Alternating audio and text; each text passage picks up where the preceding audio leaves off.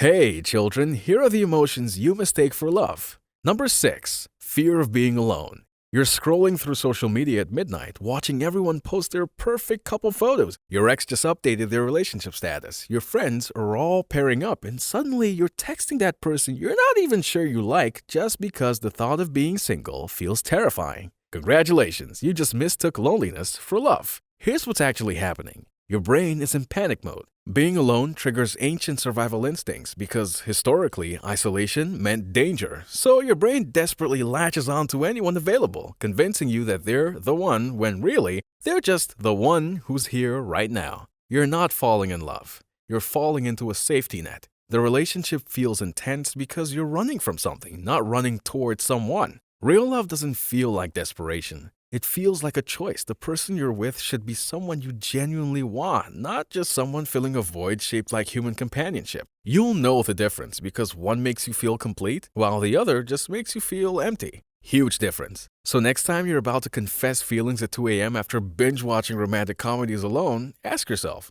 do I actually want this person specifically? Or do I just don't want to be alone anymore? Because settling for someone just to avoid loneliness isn't fair to them or to you. You both deserve better than being each other's backup plan. Number 5.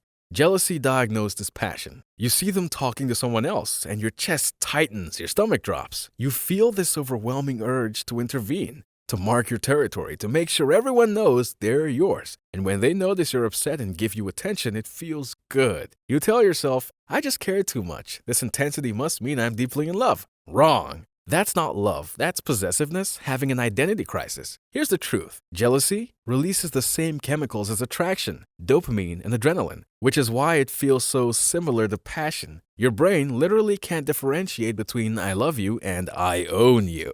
This creates a toxic cycle where you mistake controlling behavior for caring deeply. You start believing that the more jealous you feel, the more you must love them. Meanwhile, you're actually spiraling into insecurity. You're not protecting love, you're protecting your ego. Real love trusts. It feels secure, not threatened by every interaction your partner has with the outside world. It celebrates when your partner shines around others instead of demanding they dim their lights so you feel safer. If your love makes you check their phone at 3 a.m., interrogate their friendships like you're a detective solving a crime, or feel physically anxious whenever they're out of sight, that's not romance. That's insecurity masquerading as love. Get therapy, not matching couple tattoos. Your relationship shouldn't feel like a hostage situation. Number 4, nostalgia for who they used to be. Remember when they used to surprise you with flowers, when they'd stay up all night talking about your dreams? When everything felt magical and effortless. You're clinging to that memory like it's a life raft, convinced you're still in love. But here's the harsh reality you need to hear. You're not in love with them, you're in love with a version of them that doesn't exist anymore. Or maybe never really did in the first place. This is what we call the sunk cost fallacy in relationship form. You've invested so much time, energy, and emotion that walking away feels like admitting defeat, like throwing away years of your life. So instead, you keep trying to resurrect the past, hoping the person you fell for will magically reappear if you just try hard enough. Spoiler alert, they won't. People change, relationships evolve, and sometimes what you're feeling isn't love for who they are now. It's grief for who they were then.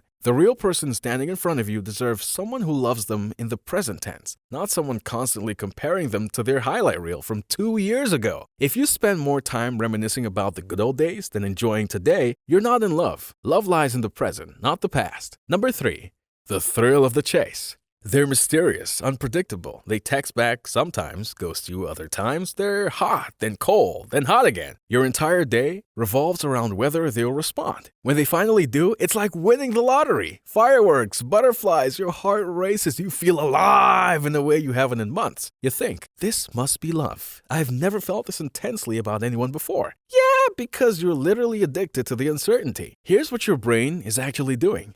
Intermittent reinforcement, the same psychological principle that makes gambling addictive. When rewards are unpredictable, your brain releases massive amounts of dopamine, making you crave more. It's not about the person, it's about the unpredictability. You're not in love with them, you're in love with not knowing what happens next. You're addicted to anxiety. The moment they become available and consistent, the spark mysteriously dies. You get bored. You start missing the excitement because the spark was never about them as a person. It's about the chase, the uncertainty, the emotional roller coaster. Real love isn't a psychological thriller. It's not the breadcrumbs and mind games and wondering if they'll text back. It's stable, consistent, and yes, sometimes even a little boring in the best way possible. Boring means safe. Boring means reliable. If your relationships feel like you're constantly trying to solve a mystery, that's not passion. That's trauma bonding. Save yourself the therapy bills and run. Number 2, lust pretending to be deep connection. The chemistry is insane, absolutely electric. Every touch sends shivers down your spine. You can't keep your hands off each other. You're constantly thinking about them, counting down the hours until you see them again. You tell yourself, this physical connection must mean we're soulmates. I've never felt anything like this before, except,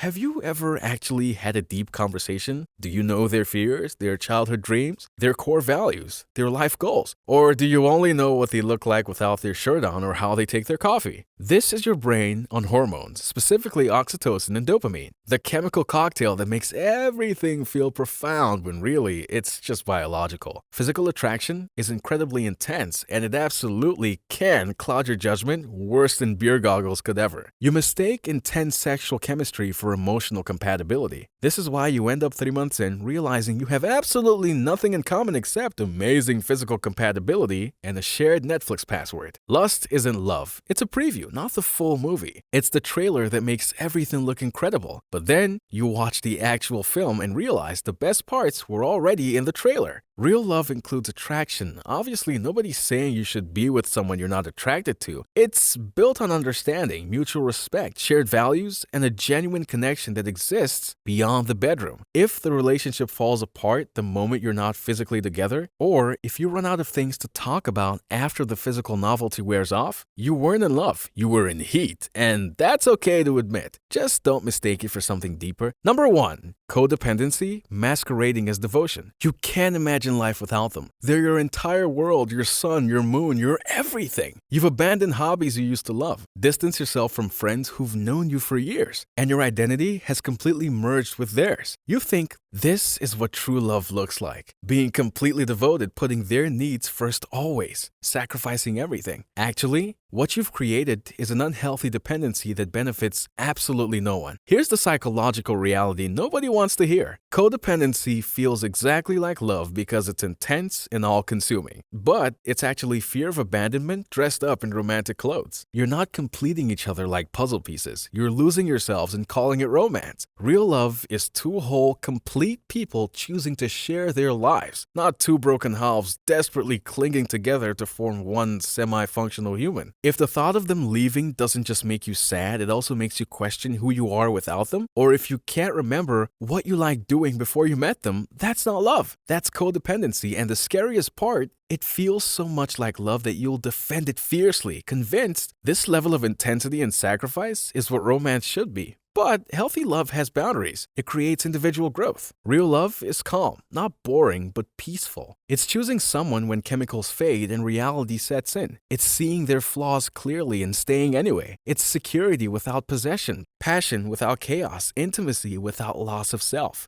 It feels like coming home after a long day. If you want to watch more videos like this, subscribe to my channel. See ya!